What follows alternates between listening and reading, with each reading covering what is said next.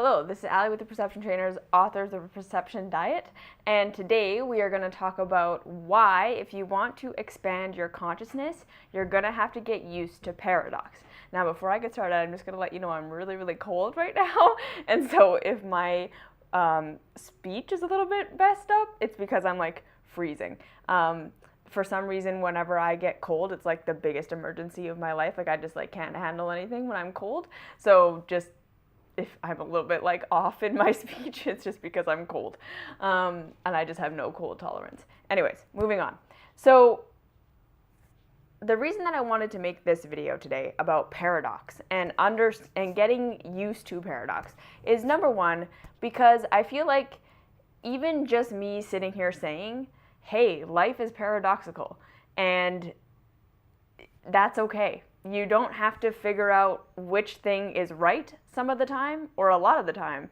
And just me saying that, I feel like will help a lot of people out there who are on their journey of discovering and awakening and doing all these things to just kind of like relax, because just to like hear that. You see, there is paradox. Reality contains paradox, and you don't have to get rid of paradox in order to understand things.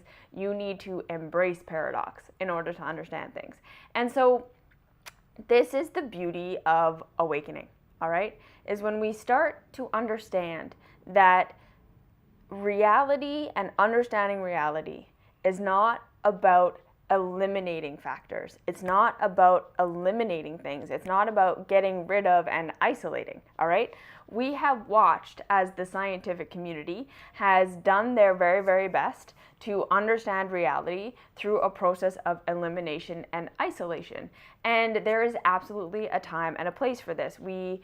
There is merit to isolating factors and getting rid of cofactors and figuring out little tiny intricate bits of how the reality functions in a vacuum.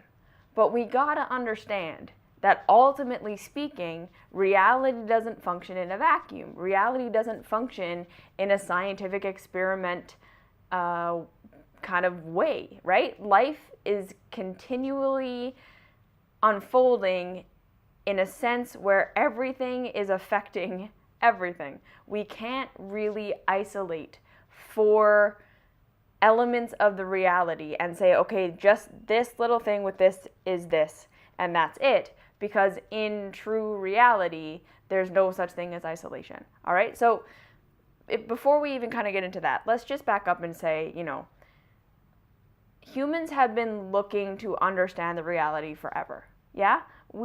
Since the very beginning of humankind, we have been wanting to understand how nature works, wanting to understand how reality works, because that gave us a better chance of survival. The more we understood and could predict our environment, the better chance we had of not dying. And so wanting to understand how things work, that's not a spiritual concept. That's nothing new. This isn't something that's reserved only for the highest minds and or only for spirituality or only for religion or only for any of these kind of categories. This wanting to understand how the world works is for everybody. It's forever. It's been a part of the human nature, the human structure, since we developed the capacity to understand patterns and have complex thoughts and reasoning. So that's a beautiful thing. It's lovely that we want to understand, and it is my theory, all right, that the degree to which we are suffering in our lives, so not necessarily having pain, not necessarily having struggle, not necessarily having challenge, but the degree to which we are suffering, yeah? There's a big difference between pain and suffering. Pain is things that happen, yeah? Your friend dies, you stub your toe, that. Suffering is the telling ourselves of the story that we wish that something had happened, shouldn't have happened, that didn't, right? We wish that something that did happen didn't, or we wish that something didn't happen did, or we wish that it would have. And this is where we get into suffering. And what I'm saying is the degree to which we suffer is directly related to the degree that we are out of alignment with how the reality actually functions. So when I say out of alignment with how the reality functions, what I mean is you are conceiving and believing and thinking that the reality functions one way, and therefore you have an expectation that things should turn out in a specific way based on those assumptions, and reality is doing something different. Yes? And so long as you hold on to your version of reality, your expectation of how you think things should go, and then continue to have those results not presented to you, the reality shows you something different, the longer you hold on to what you believe rather than learning to adjust what you believe to the reality, the more you will suffer. Because you're going to keep going on doing what you think is should work. You're going to keep going on thinking, I'm going to keep doing this thing, and I'm doing it because I want something, or I don't want something that is happening, or I do want something that's not happening, and I'm trying to make it happen. I'm trying to act as the creator that I am. That is part of it. Yes, we have desire for a reason. We desire to create things. However, if you don't understand how the reality works, you are going to be massively limited in how much you can create, how much creative potential and capacity you have. Because if you don't understand how the system works, you can't create within it. So the deeper you understand the system, the more powerful you become in your capacity to create. Yes? And that's what you came here to do, to express and create. So when we are living in a mindset where we are looking for stability and answers in the reality, through our lens of assumption, this is where we get into trouble. So for almost all of human history, we have, like I said, been trying to isolate the reality to make it structured in the way that we want it to be. All right? Our version of structure, the human nature's version of structure right now, is it's one or the other. We figure out which phenomenon is right. Yeah? So this is where we're getting ourselves all messed up and in tangles and not being able to understand how things function. We're saying in order to find stability, something that's happening has to be wrong, and something that isn't, and something that's happening has to be right. And we have to eliminate the wrong one. Now, I think if you just take a second and think in your mind, you can see how that's a flaw right from the beginning. Reality is functioning how it's functioning. We don't have to do anything to the reality. There is no wrong reality. It's simply that oftentimes we have a hypothesis of how reality functions that doesn't align with how reality actually functions, and then rather than adjusting our hypothesis, we assume the reality is wrong. So let me give you an example. We assumed reality was solid, that everything in the material world was this solid stuff. Yeah? And then we discovered it isn't. It's a whole bunch of space, empty space, with particles or waves or whatever you decided it is that are moving together in constant motion, either slow or fast, either compacted together or less compacted together, but it's not solid the way we thought it was. Now, what a lot of spiritual people did with that, or a lot of scientific people, they said, okay, the way that we assumed the reality was, that it's solid, was incorrect, and therefore the reality is an illusion. It's fake. Okay, no. Just because your hypothesis is wrong about how the reality functions doesn't mean that what you're looking at doesn't exist. It just doesn't exist the way you thought it did. You see what I'm saying here? So we have this tendency to create hypotheses about how the reality works, and then when it doesn't go the way we think it should, we assume the reality is wrong. There's parts of reality that are incorrect and shouldn't be happening, and so we got to isolate and figure out which parts of the reality are wrong so we can get rid of those parts of reality. I don't know how we think we're going to do that, but that's basically what we're trying to do a lot of the time. We're going to get rid of those parts of reality that don't exist, so I'm going to get rid of, or that don't work, so I'm going to get rid of my negative thoughts. I'm going to get rid of my negative beliefs. I'm going to get rid of my negative emotions. I'm going to get rid of all my self-sabotaging parts, because those are all the parts that are not working in the reality that I think they should. Yeah? Or we say, here's my hypothesis for how the reality works. I discovered that's not correct, so the reality is wrong. Or it's not real. It just doesn't exist. Instead of saying, okay, no, it exists. There's a phenomenon of solid stuff that we can experience, and it just doesn't work the way we thought it did. That doesn't mean it's fake. That doesn't mean it's an illusion. It doesn't mean it's not there. It means it's there in a different way. Okay? So if you really want to truly come to a place where you can start to understand how the reality functions, and again, understanding that this means when you start to understand how reality actually functions, you're not eliminating or trying to get rid of any part of reality. That's the first step on this path.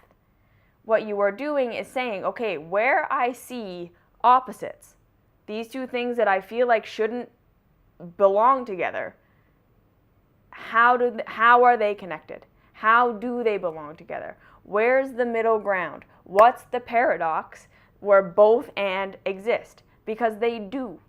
This is the thing. Reality isn't wrong. There's no fake part of reality. It's either you understand it or you don't. There's definitely poles, okay? So that's what we need to start to understand. There's masculine energy and there's feminine energy. Neither of them are good, neither of them are bad. They are a part of the system. We can't have one without the other. You see, because so let's back up a little. One of the main truths, the main things that we need to wrap our minds around with regards to reality is that it is both solid, as in it has a structure, it has a system, it has a way that it works, and it's malleable. Okay? There's creativity, there's movement, there's change. Everything is changeable and moldable. Nothing is solid, nothing is permanent. So these two ideas do not contradict one another when you understand that we are here to be creators. So if there was no structure at all, if it's just all a fake illusion, there's no structure, we can't create within that. You see, if you don't have some sticks to play with, you can't make stuff. If you don't have any material, if you don't have anything in front of you, if you don't have anything to create with, you can't create. If there's no structure, no foundation, no kind of pattern for the way things unfold at all, creation is not possible. So if that were true, we could not be here doing this. If this is all an illusion, then we can't do this. This isn't possible. All right? But on the other side, if it was complete malleability, if there was only if there was no malleability, so if there was no structure, this doesn't exist, we can't do anything with it. Yeah? No structure at all, creation not possible. No malleability, creation also not possible. We can't do anything with something that's totally solid and set in stone. So we have a structure that is malleable. Yes, there are fundamental laws of the universe, and within those laws, we have lots of room to create. So it's not a paradox to say the reality is structured and it's malleable. It's understanding that it has to be both in order for creation to take place. These two ideas are not diametrically opposed. They are, in fact, completely necessary. We need it to be both in order for this to work. Same thing with masculine and feminine energy. If there was only receptivity, there would be nothing flowing to it, right?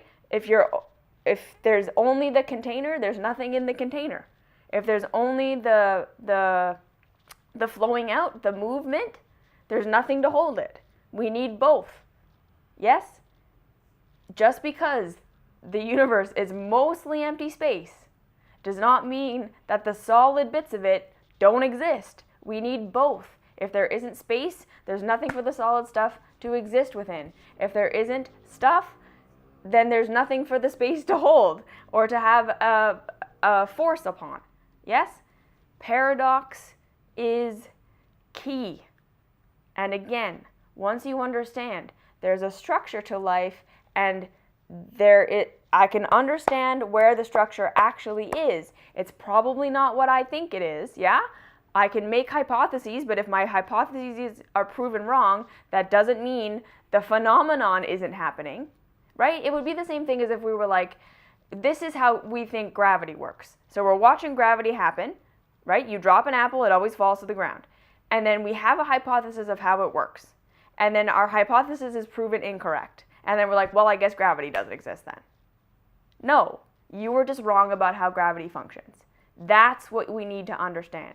If a phenomenon is happening, if you're having negative emotions, if you're having negative thoughts, if you have negative beliefs, if you have self-sabotaging behavior, if you have something that's occurring in your life, it's real.